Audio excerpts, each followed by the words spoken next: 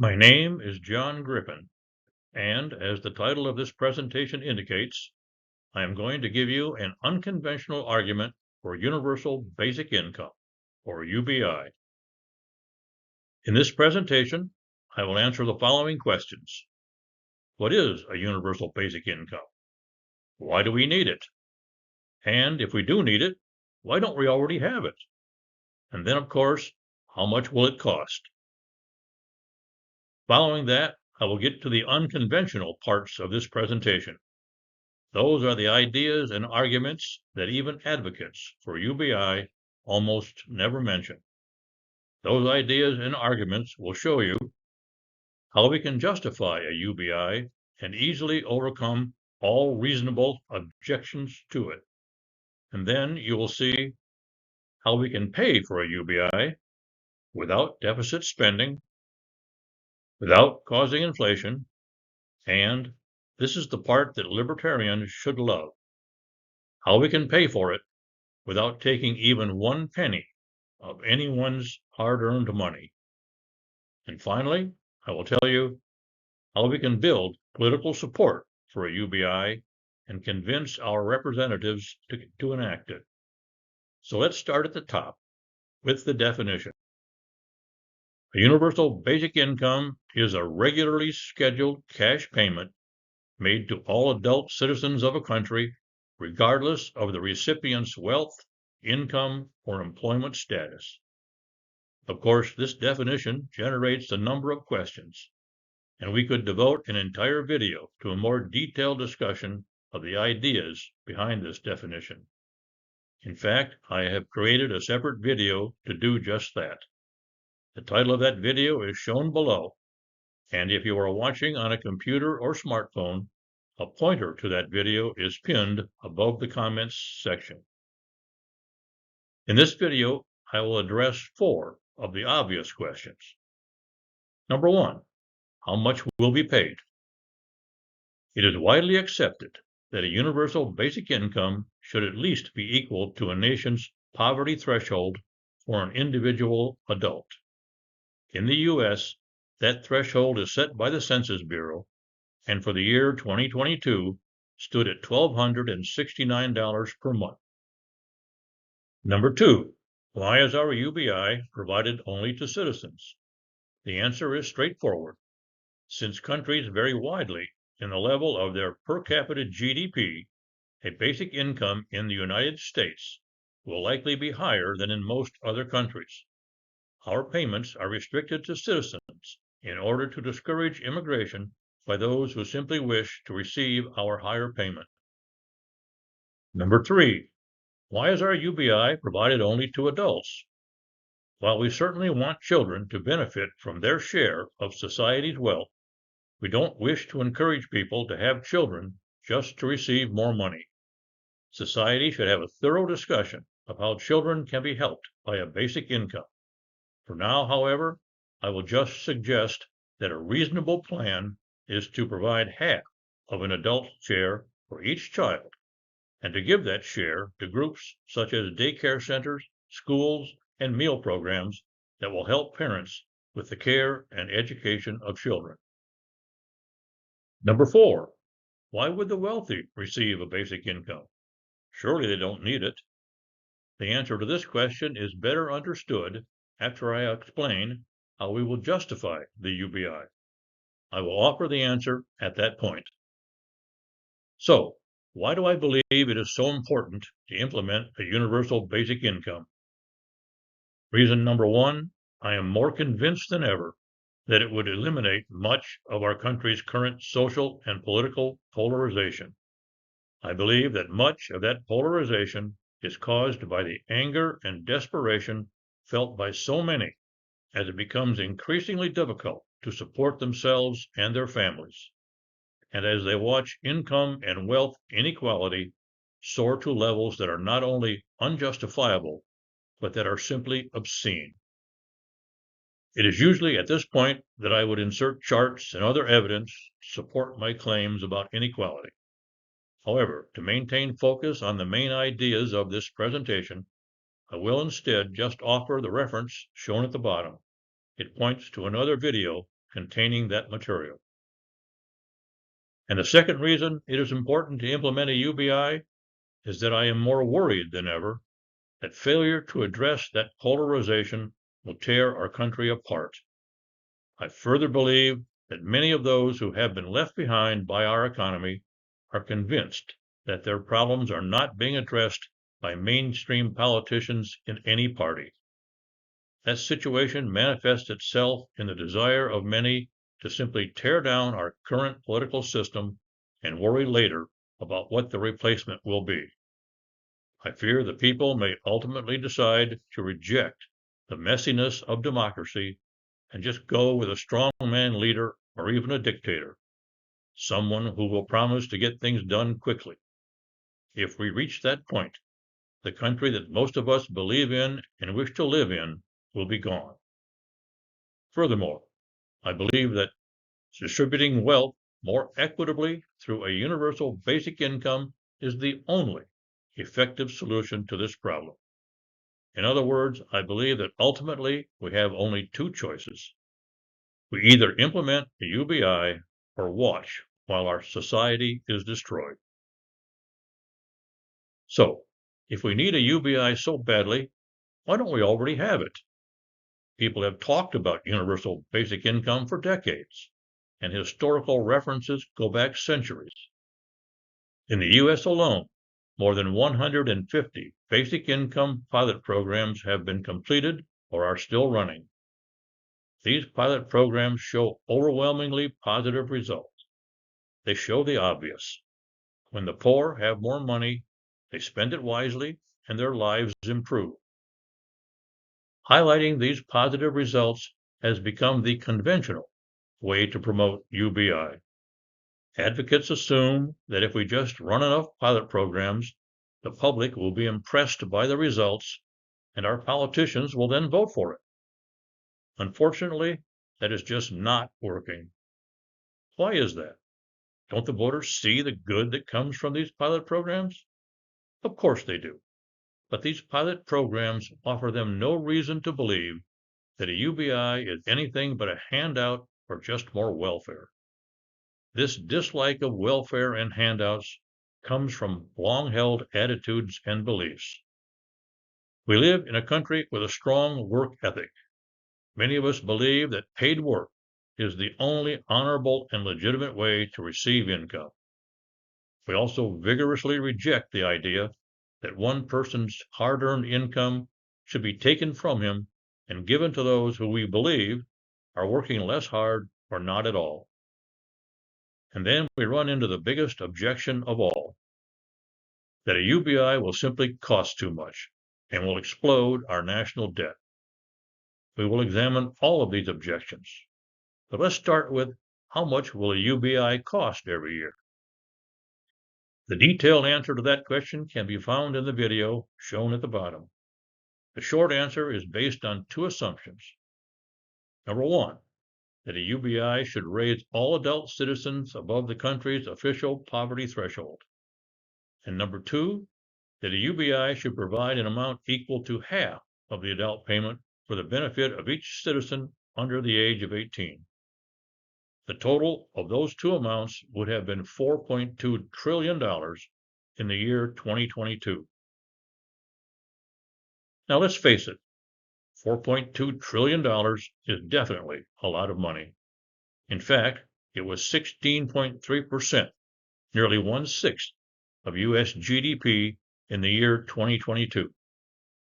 Please keep that percentage in mind, because our unconventional argument for universal basic income will not only show how we can easily afford that amount, it will also show how we can overcome all other objections. So, let's begin our examination of that unconventional argument by looking at how value is created in a modern economy. Consider this diagram. It shows the real per capita U.S. gross domestic product, or GDP, for the period from 1900 to 2000. We see that real economic output per person in the United States, as measured in constant 2012 dollars, grew from approximately $6,300 in the year 1900 to over $46,000 in the year 2000. This is more than a sevenfold inflation-adjusted increase over the course of the 20th century. How did we achieve this increase? Are we all working 7 times harder or longer than we did in 1900? Of course not.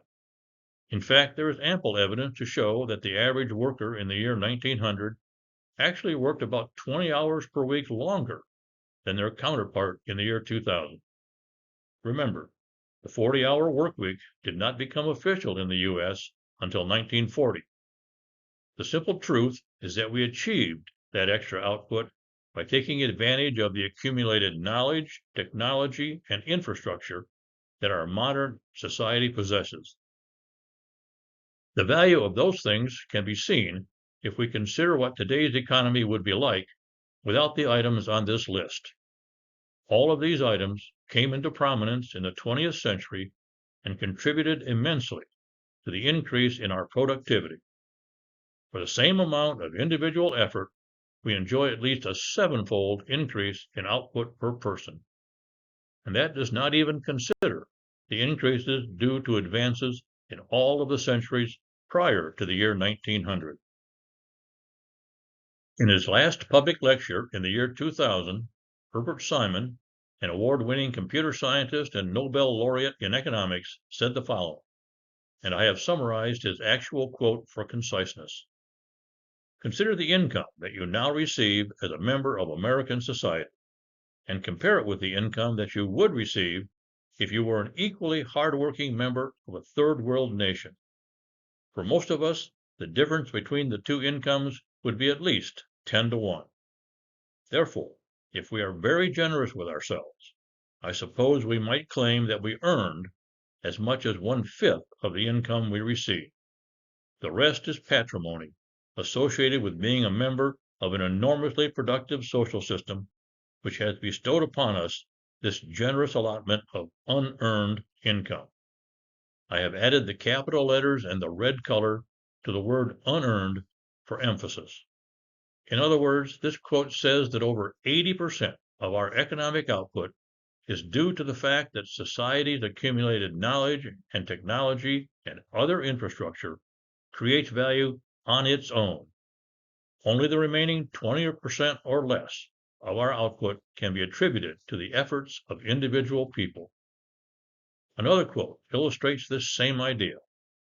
American businessman, investor, and billionaire Nick Hanauer said the following in one of his TED Talks.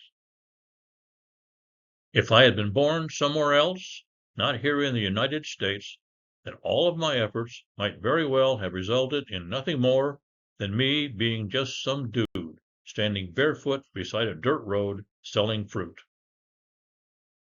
This evidence and these quotes lead to a straightforward conclusion.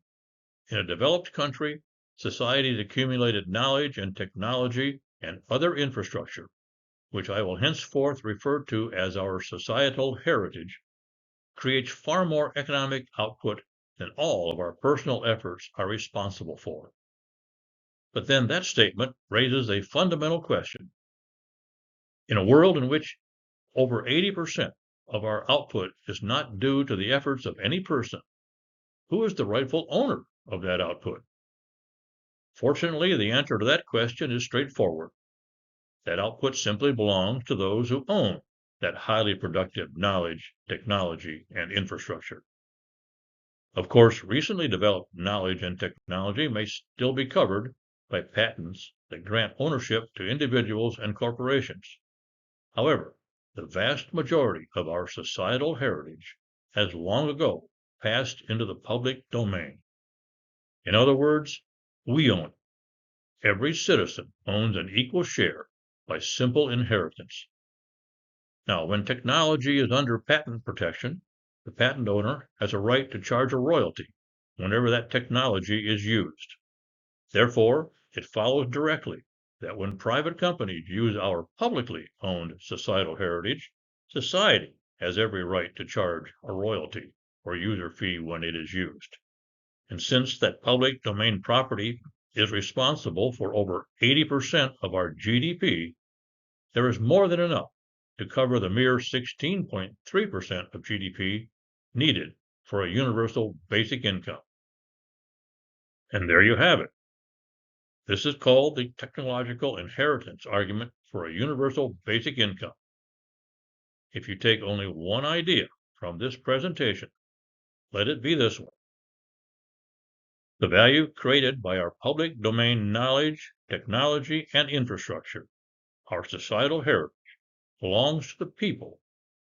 That value is at least 80% of GDP, and the people have every right to expect that a portion of that 80% be used to fund a universal basic income. This is the unconventional argument that I have been leading to. Previously, I mentioned that most people consider paid work to be the only honorable and legitimate way to receive income. That is not quite true. Most will concede that receiving something by inheritance is also legitimate. But since we so seldom inherit things, that hardly seems to matter, right? Well, when 80% of GDP is ours by inheritance, it definitely matters now.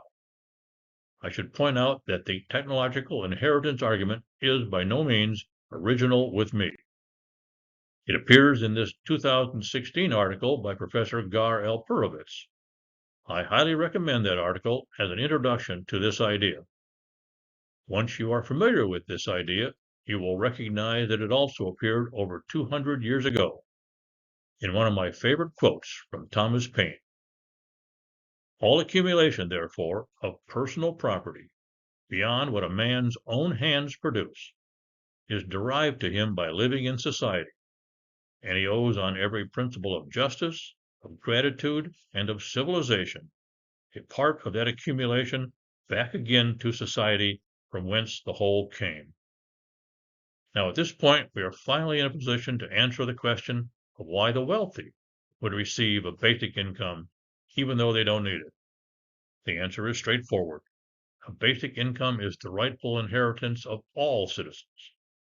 Receiving it is not and should not be dependent on your financial status.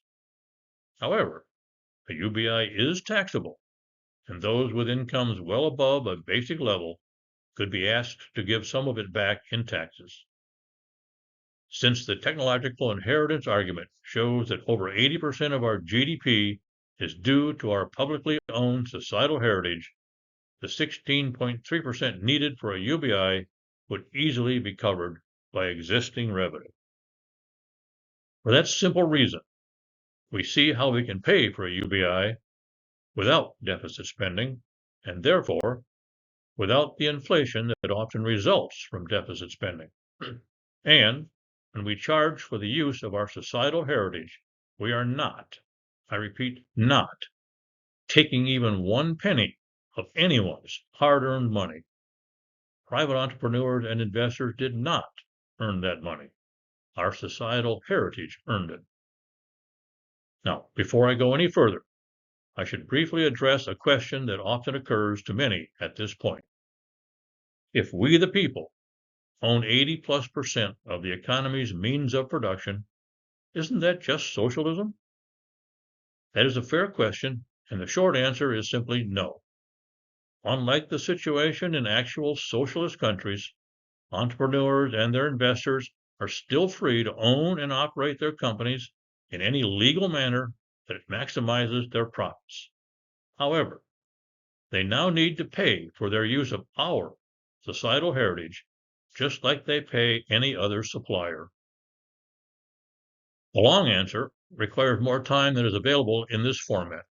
Therefore, I refer interested viewers to the video shown at the bottom.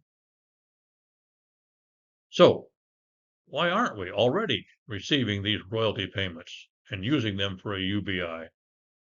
In other words, how did we arrive at the current situation in which it is simply assumed that our public domain property, our societal heritage, can be used by anyone and at no charge?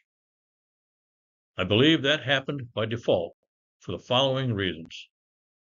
Number one, for most of history, economic output was created primarily by human labor. The part due to our societal heritage was often just too small to warrant the effort needed to consider it separately. While that heritage contributes a far larger share today, we simply have not yet chosen to rethink this relationship. Number two, enterprises that used our societal heritage often needed our labor. Since the resulting jobs paid wages that enabled us to claim a share of economic output, those jobs could be considered a form of payment for the use of our heritage.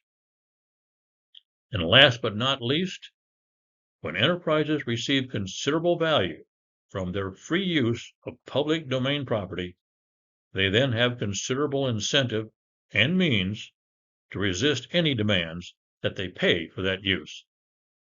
Of course, it is very satisfying to the egos of business owners and wealthy individuals to claim that every penny in their pockets is due to their hard work and astute management. In addition, if they can successfully push back on claims that, quote, you didn't build that, end quote, then they can keep that money in their pockets. I contend, however, that in today's economy, the amount of unpaid use of our societal heritage has reached unacceptable levels. After all, if at least 80% of our GDP is due to that heritage, then item number one is obviously no longer true.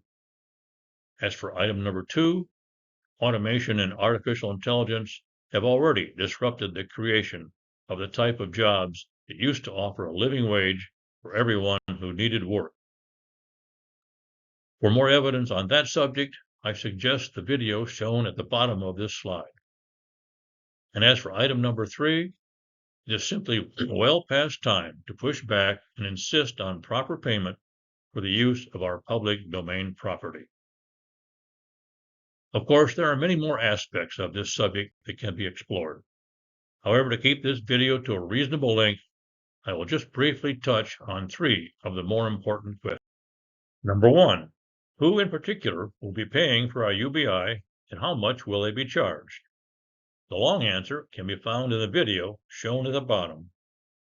The short answer is that anyone who uses our societal heritage in the creation of commercial value will pay in proportion to the value they receive from that use. One way to determine the value they receive is to look at that producer's revenue per employee. The higher that number, the more value they are receiving from the efficiencies of modern technology.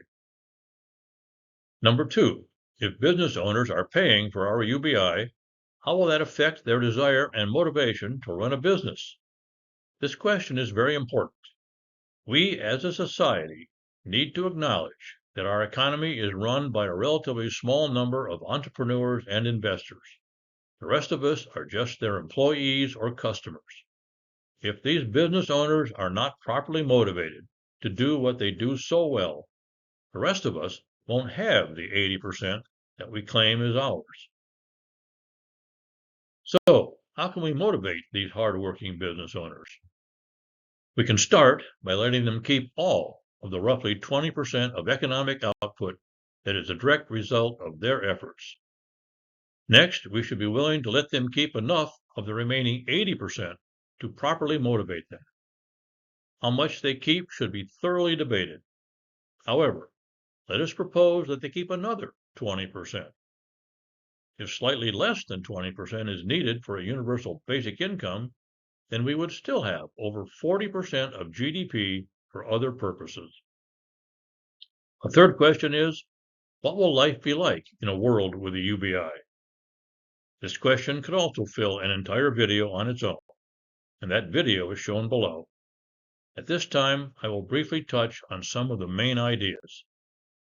First and foremost, poverty would be a thing of the past, simply because everyone would receive an income above the country's official poverty threshold. We would also have an increased sense of community. When all citizens share a claim to our societal heritage, there would be a sense that we are all equal in that regard. In addition, the increased financial freedom provided by a regular income would give people the power to say no. No to undesirable jobs. No to being trapped in an undesirable relationship because of financial dependence on another person. In addition, a regular income would enable people to take chances and to explore business opportunities that might otherwise be out of reach. In a world with a UBI, we will have a good reason to celebrate advances in automation and AI. The increases in productivity resulting from such advances would ultimately raise our universal basic income to a universal high income. We will also have more opportunity to find meaning and purpose in our lives outside of conventional work. While some fortunate souls do find meaning and purpose in their work and get paid to do it, the majority of us go to work simply to have a source of income. Most of us would rather be pursuing our passions and spending our time taking better care of ourselves and our families. A world with a universal basic income would increase those opportunities. In summary, a universal basic income will explicitly acknowledge who truly owns most of the output of our economy. It will eliminate poverty overnight by raising everyone above the official poverty threshold. It will go a long way toward eliminating unjustified income and wealth inequality. And most importantly, it will defuse many of the grievances and much of the desperation that prompt people to favor populist politicians. So, with all of these goals in mind, we must now ask, how can we build political support for a UBI and convince our representatives to enact it? Clearly, a universal basic income funded in the proposed manner would be a major change to the status quo, and it would encounter significant resistance from those who currently enjoy putting far more than their rightful share into their own pockets. So, the first step toward building the political support needed for a UBI is to recognize that that support must come from the bottom, because those at the top are perfectly happy with the status quo. So here's how we build that bottom-up support. We start by recognizing that most people are not aware of the following: that at least 80% of GDP in a modern economy belongs to them by simple birthright, and that a good portion of that 80+% is currently being pocketed by those who use our societal heritage without properly paying for it. This has been going on for decades and has resulted in huge and unjustifiable levels of income and wealth inequality. And finally, that those who currently use our societal heritage are happy to rely on our ignorance to keep us from demanding our rightful share. So, how do we overcome that ignorance? We start by creating an education program to achieve the following results. Number one, the realization that a universal basic income is not welfare or charity or a handout at all. It is a birthright. This would finally eliminate the stigma often associated with receiving money from non-work sources. The realization that for decades, much of our rightful share of GDP has been pocketed, actually stolen, by undeserving people, a process that has resulted in huge and unjustifiable levels of wealth and income inequality. And a third and very important result of this education process will be outrage. Yes, outrage. Outrage that this theft has gone unchecked for decades. Such outrage will be crucial to achieving a universal basic income because those that benefit from the status quo will spare no expense in their attempts to hang on to their windfall of unearned income. We must be angry enough to elevate this issue to the top of our political priorities so that we reject any politician who disagrees. This brings us to the end of our unconventional argument for universal basic income. I thank you for your attention to this critically important topic.